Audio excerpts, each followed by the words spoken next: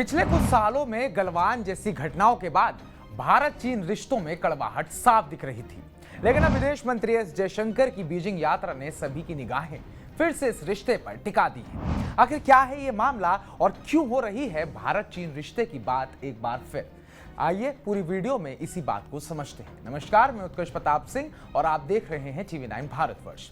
जयशंकर ने बीजिंग में चीन के उपराष्ट्रपति हान झेंग से मुलाकात की और दोनों देशों के बीच संबंधों में हो रहे सुधार की बात कही।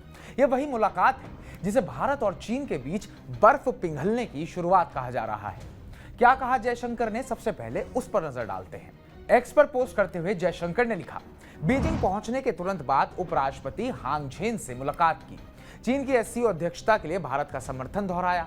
हमारे द्विपक्षीय संबंधों में सुधार को नोट किया और भरोसा है कि मेरी इस यात्रा से ये सकारात्मक दिशा जारी रहेगी। क्या एससीओ में भारत चीन रिश्ते सामान्य हो रहे हैं? ये सवाल हर किसी के दिमाग में अब उठने लगा है। एससीओ यानी शंघाई कोऑपरेशन ऑर्गेनाइजेशन एक बहुपक्षीय संगठन है जिसमें भारत और चीन दोनों सदस्य हैं। इस बार इसकी अध्यक्षता चीन कर रहा है और भारत ने खुले तौर पर उसका समर्थन किया है। जयशंकर ने साफ कहा है कि हमने अपने राजनयिक संबंधों के 75 साल पूरे कर लिए हैं और कैलाश मानसरोवर यात्रा की बहाली भारत में बहुत सराही गई है। पर चीन के लिए भारत के इस नरम रुख पर अब सवाल भी खड़े हो रहे हैं। सवाल जैसे कि क्या पिछले साल कजान में मोदी और शी की मुलाकात ने कुछ बड़ा बदला?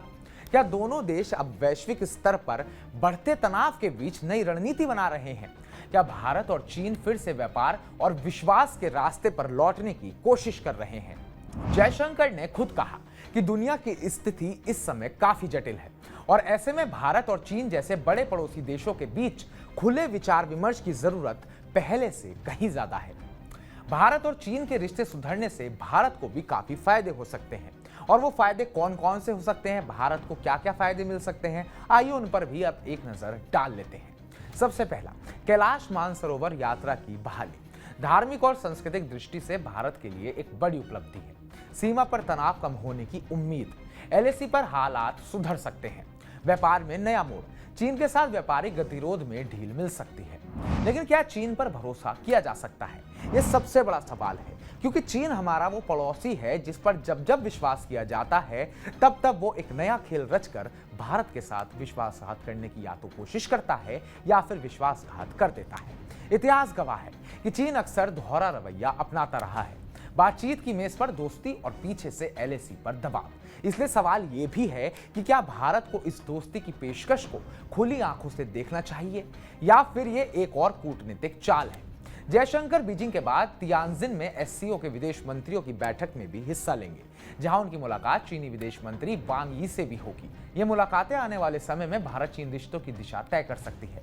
एस जयशंकर की ये 3 यात्रा केवल एक औपचारिक मुलाकात नहीं बल्कि एक संकेत है, एक बड़ा संकेत कि एशिया की 2 बड़ी ताकतें एक बार फिर टकराव नहीं, सहयोग की राह पर बढ़ना चाहती हैं। लेकिन विश्वास और समझदारी ही बताएगी कि ये शुरुआत कितनी टिकाऊ साबित होती है।